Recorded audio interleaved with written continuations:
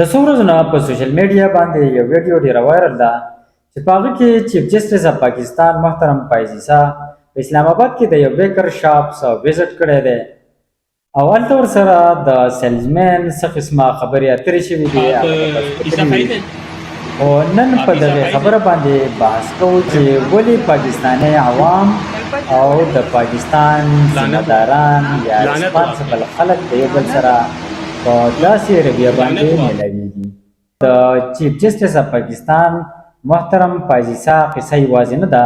بلکې د دې نه مخکې هم د ډیرو هستیانو سره خلک په مختلفو ملکونو کې نه صرف په پاکستان کې بلکې د پاکستان نه بهر هم په مختلفو ملکونو کې په دا رنګ باندې د دیو سره د خلکو رویه ده او په دغه رویه د دیو سره د خلکو ملاقاتونه او آمنا سامنا شوې ده چې په هغه کې د اتاتارل ویډیو هم ستاسو مخې ته ده، مریم اورنګزیب د لندن ویډیو هم ستاسو مخې ته ده، په هغه کې د شهباز شریف دغسې ډېر طاقتور خلک چې موږ یې نوم هم نشو اخیستی د هغو ویډیوز دغسې په هغه کې د حسن اقبال ویډیوز او د هغه سره د خلکو رویه دا ټول مخې ته دي. نو نن ګورو چې داسې څه اثرات دي، داسې څه وجوهات دي چې د هغې د وجې نه د ملک عوام د ملک ذمہداران د یو بل سره په دومره کمزورې رویه باندې میلاویږي او د دوی په منځ کې دومره زیات نفرت او لرېوالی ولې دی.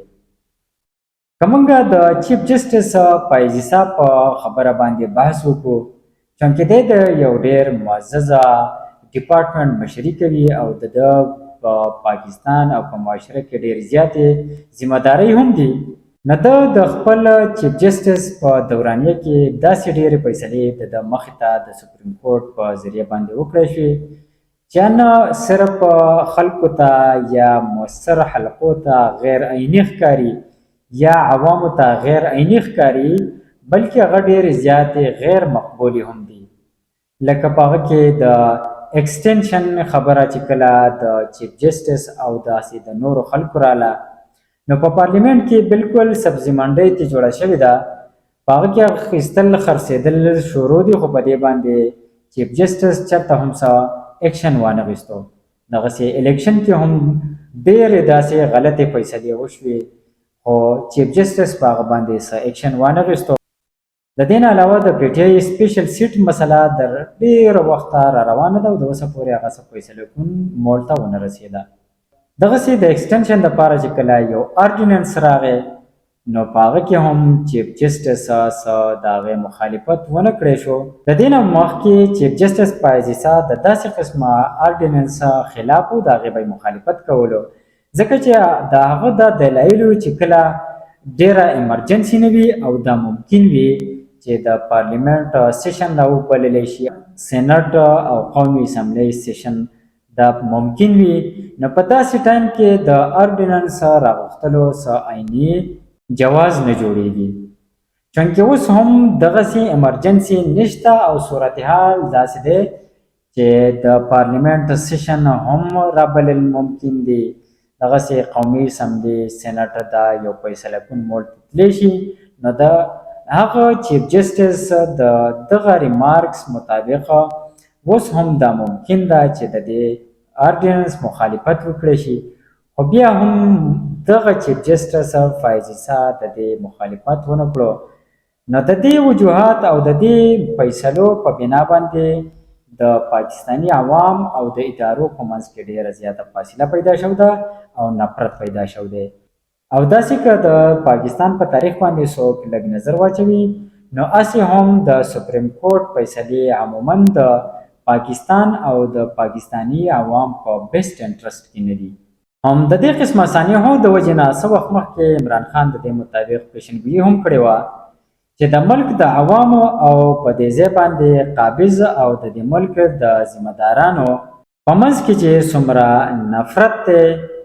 او څومره لرېوالی دی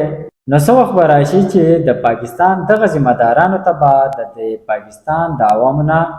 د پټېدو ځای هم نه میلاویږي، خوا د که په پاکستان کې دننه وي او که دا په بیروني ملکونو کې وي. په پاکستان کې دننه خو دا ممکنه ده چې دوی به د پروټوکول په وجه باندې د عوامو نه خپل ځان بچ وساتي او دوی به دې لرې وګرځي خو چونکې د پاکستان نه بهر خو د عامو خلکو او د دیو حیثیت چونکې برابر وي نو هلته به د دیو د یو بل نه هغه دومره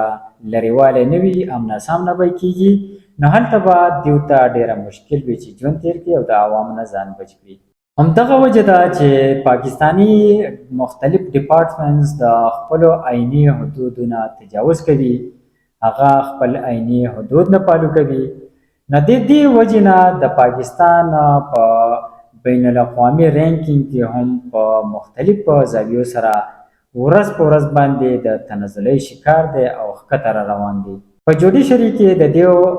د 2023 د رینکینګ مطابق په 140 کې د دیو 129 رینکینګ دی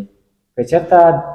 د دیو فیصلې برابر وي او د عالمي معیار مطابق وي نو ولې به د دیو پوزیشن دومره کمزوری وي د دې نه علاوه که موږ هیومن ډیولپمنټ انډیکس ته چېرته وګورو نو په هغه کې هم پاکستان پوزیشن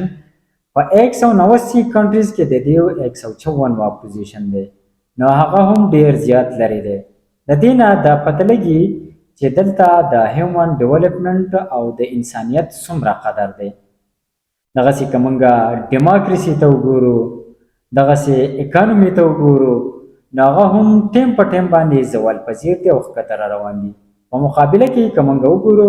نو د انډیا څخه صرف فارن ریزرو وګورو نو هغه 642 بلین ډالر دی او پاکستان په مشکله سره خپل فارن ریزرو دغه 7 او 8 بلین ډالر په خواوشا کې ساتي اوس د دې اثرات که په بل پله موږ وګورو نو که آی ایم اف موږ له څه قرضه راکوي یا د هغه نه موږ څه لون اخلو نو هغه هم دومره په سخت شرایطو سره موږ اخلو چې د هغې سره هم د پاکستان امیج ډیر زیات ډاون کیږي نه صرف امیج ډاون کیږي بلکې د دیو په خودمختیارۍ او د دیو په انډیپنډنسي باندې هم ډیر زیات اثر غورځېږي ځکه چې که چېرته پاکستان د ایم اف دغه شرایط ومني او دغه قبول کړي نو نه صرف د بیروني فیصلو او پالیسو کې به د آی ایم اف دغه شرایطو خیال ساتلی کیږي بلکې په پاکستان کې چې دننه څومره هم فیصلې کیږي په هغه کې به هم د آی ایم اف دغه فیصلو ډیر زیات خیال ساتلی کیږي نو د دې سره به د پاکستان هغه خودمختیاري ډیره زیاته متاثره شي همدا وجه ده چې بانی پاکستان قید اعظم ډیر په مخکې دور کې د داسې قسمه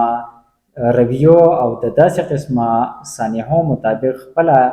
یو پیشنګویي کړوه او دا یې ویلي و